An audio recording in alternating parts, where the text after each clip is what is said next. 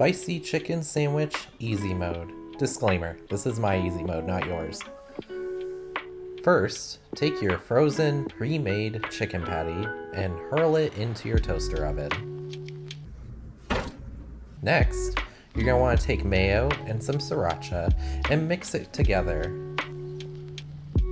And let's get our pickles, tomato, lettuce, kimchi because we're not heathens, and pepperjack cheese. Now, some nice, delicious store-bought potato bread. And we're gonna lather on that sriracha mayo like it's sunscreen. And it is delicious. Now, let's take our lettuce and break it up so it can actually fit this sandwich. And lay our pepperjack cheese on the side that's gonna be our top.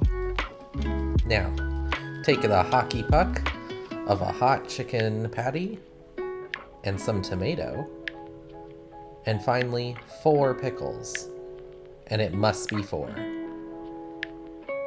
And take your kimchi and put it right on top, because we need those probiotics. Now, close it up, and let's cut into it.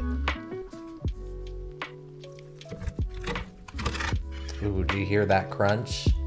It sounds delicious. Ooh, and it looks delicious.